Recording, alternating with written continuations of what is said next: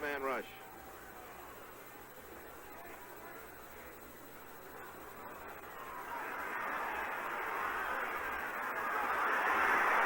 Now, so many Giants around. Pass intended for Jackie Smith. And now, look at Ken Parker go. And we've been expecting it all day. It was just here, and you knew it. And there it is, folks.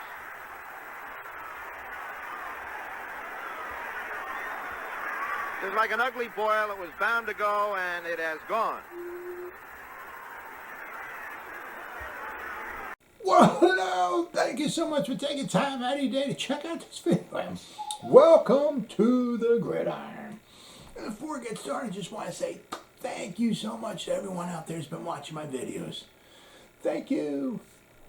If you can maybe give this video a thumbs up or possibly leave a comment below, maybe even share this video, it would mean so much to me. But anyway, just thank you so much for just taking time out of your day to check out this video. Thank you. Well, the saga continues as James Bradberry turns. He's still here with the Giants at the beginning of the new NFL year, which well, today's Thursday actually, so it started yesterday on Wednesday, March 16th is the new NFL year.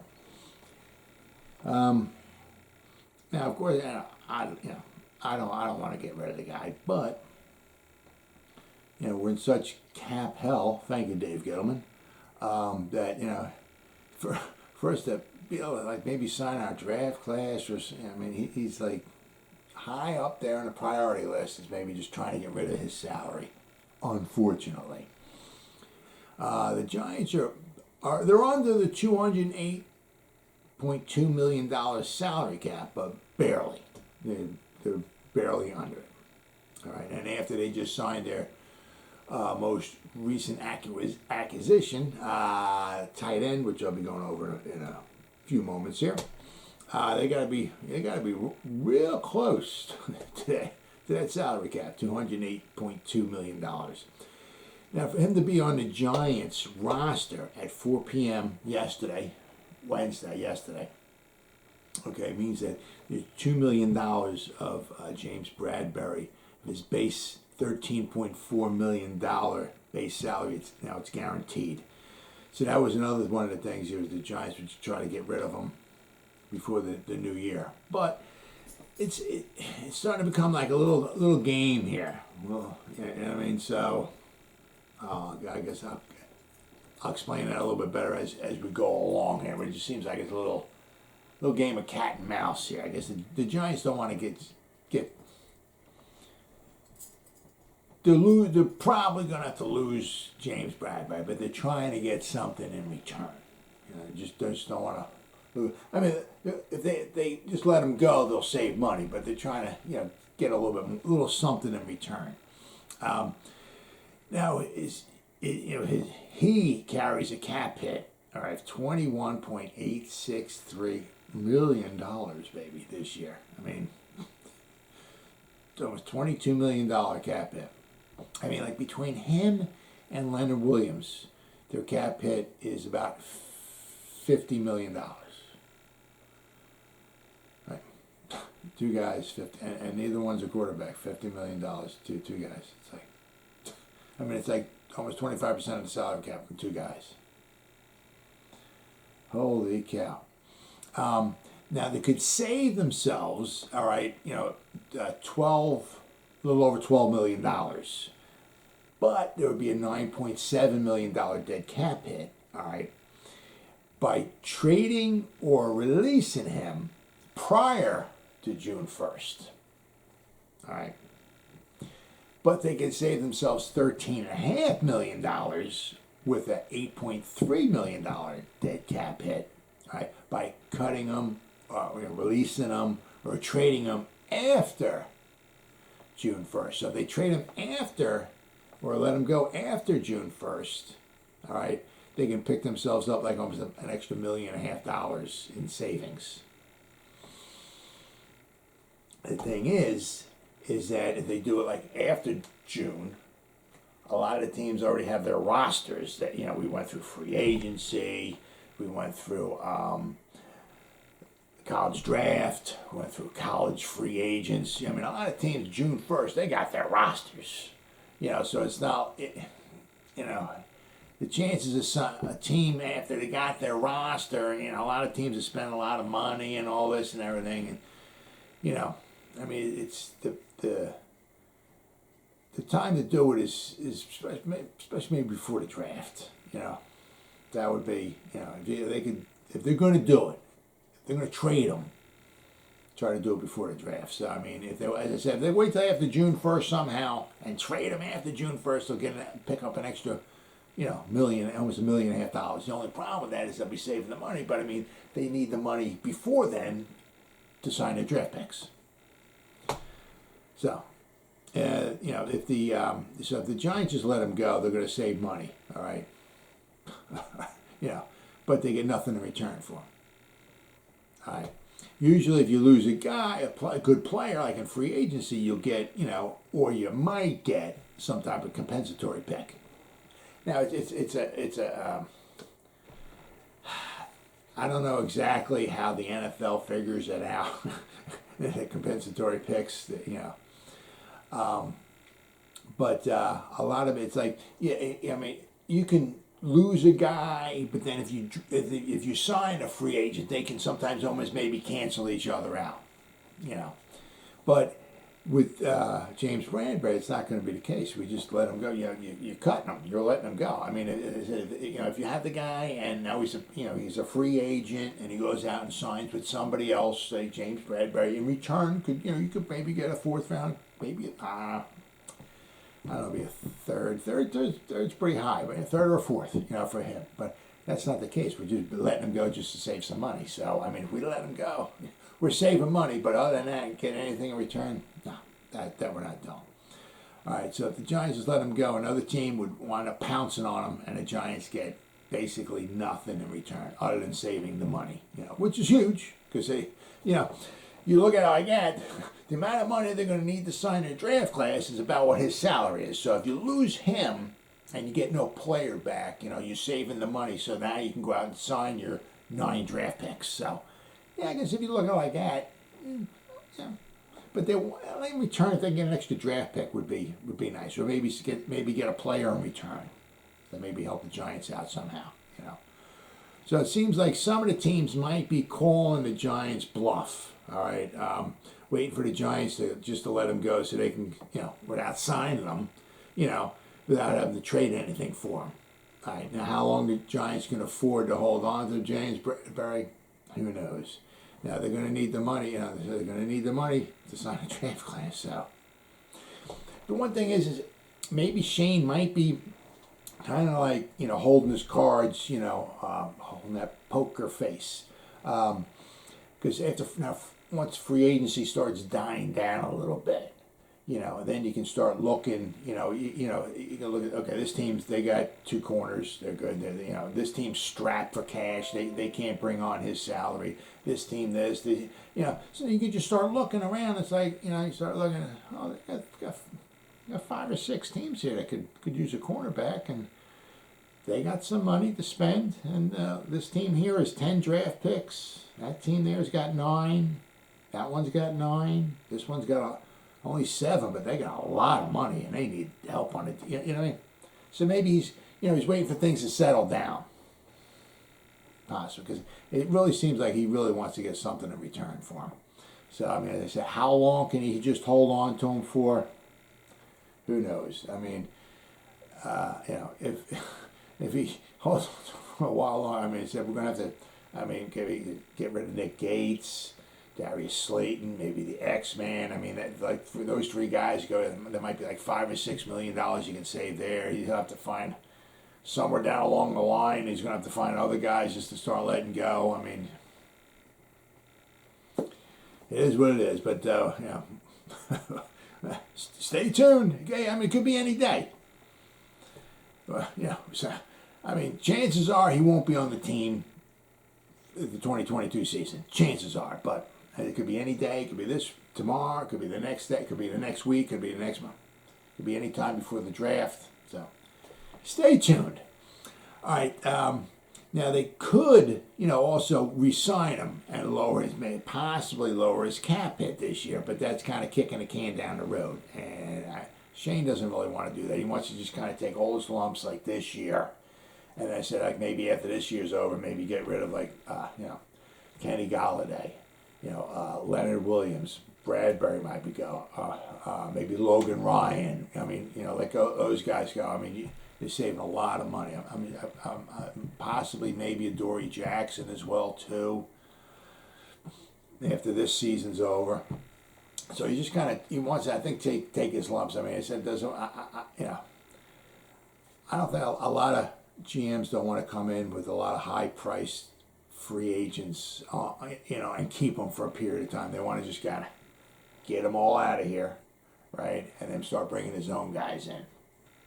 So that's as far as maybe extending his contract an extra couple of years and bringing his cap hit down, maybe to $10 million this year, but then the next 2 years we got to pay him $25 million. I don't think he wants to do that. So anyway, the Giants did add much needed tight end depth by signing Ricky Seals-Jones. Oh yeah. Now you notice, I mean they've done a lot. Right, I mean, with Board and Sills, right, Foster, the 3 wide receivers, Ricky Seals-Jones, we got the tight end. They signed 3 offensive linemen. So I mean, they I mean, it's not. I'm excited about Glowinski. Feliciano wanting to play center. I mean, he's been wanting to play center for a long time. So now he's getting his opportunity. So let's see what he can do. I mean, he came from Buffalo. Bobby Johnson, our offensive line coach, Shane, Dable, they're all familiar with him. He's coming over here, right? He said he's wanted to play center for a long, long time.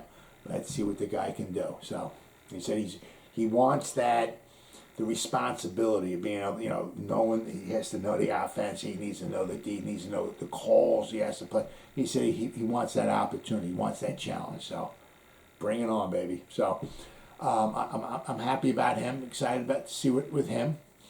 And Glowinski, I'm very, very, very excited that we might have our right guard, at least for the time being, hopefully for the next 2-3 years, I think we can get out of this contract after 2.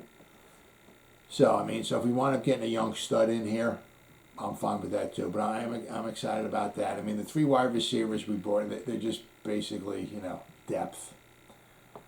And then, Ricky Seals-Jones, I mean, okay, he's a tight end. He's going to be some depth. All right, I'm sure he was on the cheap. All right, the Giants will be his 5th team since he came in the league in 2017.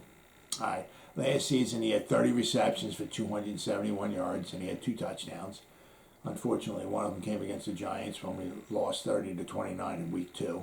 But anyway, PFF overall gave him a grade last season of 62.3. All right, his run blocking grade is not exactly the greatest. All right, so it's kind of like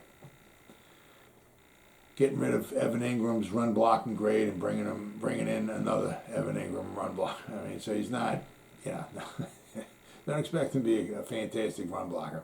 Now the Giants tight end group, right? We got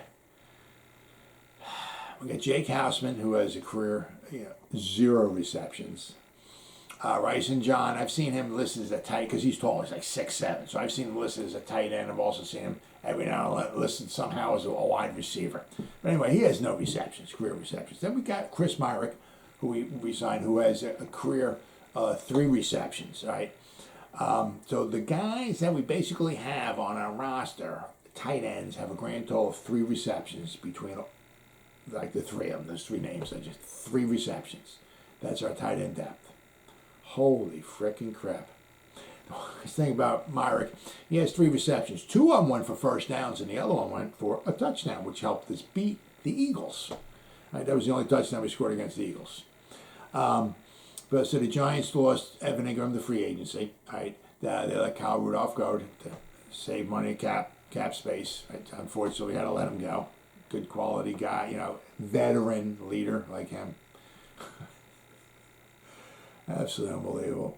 We had to cut Caden Smith because he failed his physical, and Levine Toilolo is a free agent. So those 4 guys that we had, Toilolo didn't play last year, but those 4 tight ends, they're all gone. So basically, almost like the top, the 4 tight ends we had, basically they're all kind of gone. So we got Houseman, John, and Myrick, and then we got Seals Jones.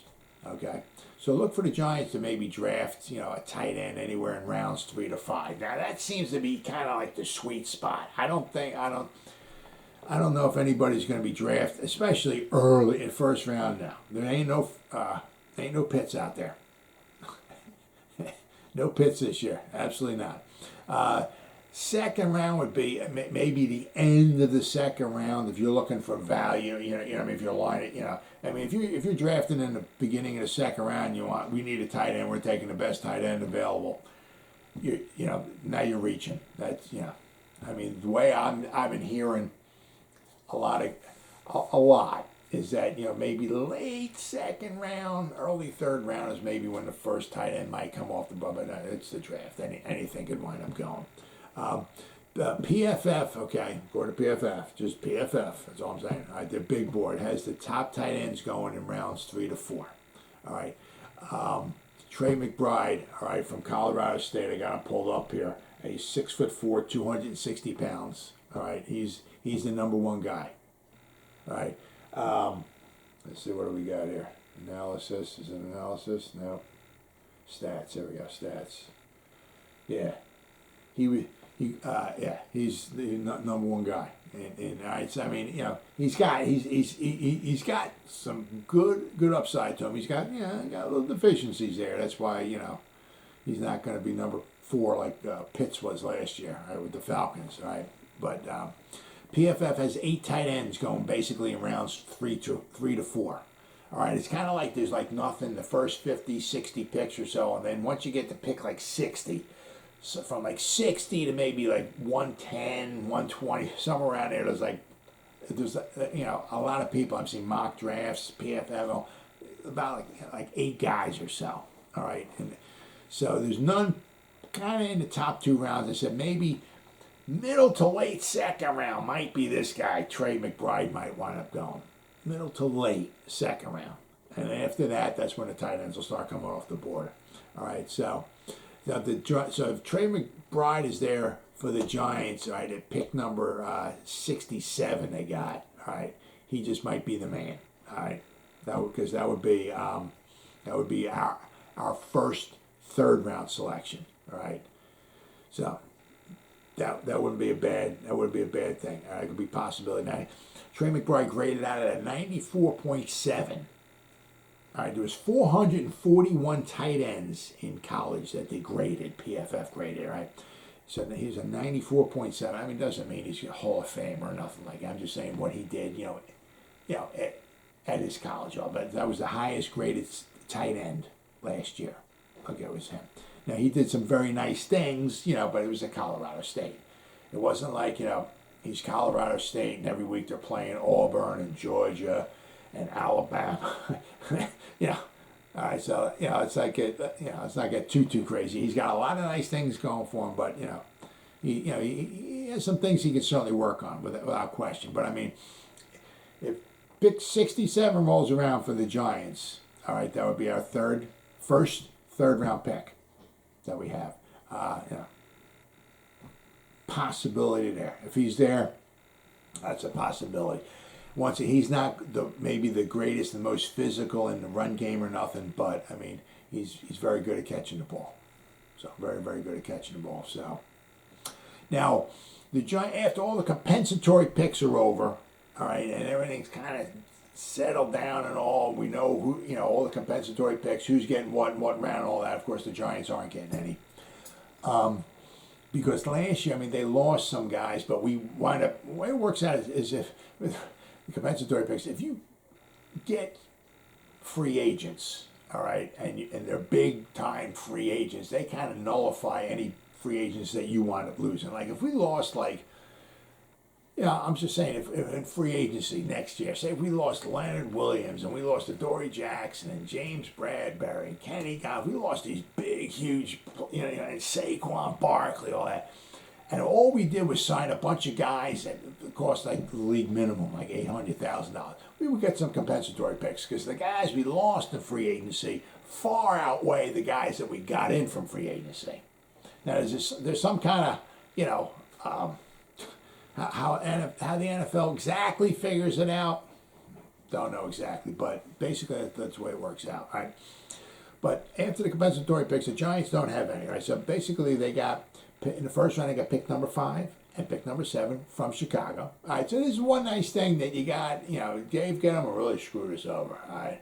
But he left us a couple little Christmas presents under the tree, right? We got pick number 7 from Chicago, and we also got Kadarius Toney. Now, if the guy decides that, he wants to play football and that every time he gets a little boo-boo or something, he doesn't want to be taken out of the game, if he wants to play some football, the dude's a frickin' joystick, right? So we got him, and we got pick number 7. All right, so. Then we have our own pick. In the second round, we got pick number 36. All right. And then the third round, we got pick number 67. And then we have the pick from Miami. We got pick number 81 overall. That's in the third round. That one's from Miami. That's also from Dave Gettleman, right? So. Then in the fourth round, we got pick number 1. We don't have our own pick. We have Chicago's pick, which is pick number 112, but Chicago, that one is from Dave Gettleman from last year as well, too. Okay. Then in rounds 5, okay, we have pick number 147, and we got pick number 173, which is from Kansas City, which came through Baltimore. So you need a program to figure some of this stuff out. But anyway, so in round 5, actually 1, 3, and 5, we got 2 picks. 2, 4, and 6, we have 1 pick. We don't have a 7th round pick, okay? But in the 6th round, we have the 3rd pick in the 6th round, which is pick 182 overall, okay? So just into the 6th round, we got our last pick. So basically, we got 9 picks. So out of the 6th round is pick 182. So if you want to look like that, 182 picks, players. We got 9 picks. So basically, you got like every, just averaging out. Every 20 players that goes by, we got a pick in there. That's not too bad. So it's not like we got to wait 32 and then 32 and then, so 180, we're going to get 9 of the top 182 college ball players. So, I mean, in the 5th and 6th round, are we going to pull out a Tom Brady or somebody like, but I mean, if our scouting department does well and Shane's does good and all that everything, we got 9 guys in the top 182. So is that going to lead us to the Super Bowl? Absolutely not. But I mean, at least it's a nice start, and the Giants could use all the help that they can get. Well, as always, guys, thank you so much for taking time any day to check out this video. You guys stay safe out there and go Giants. Woo!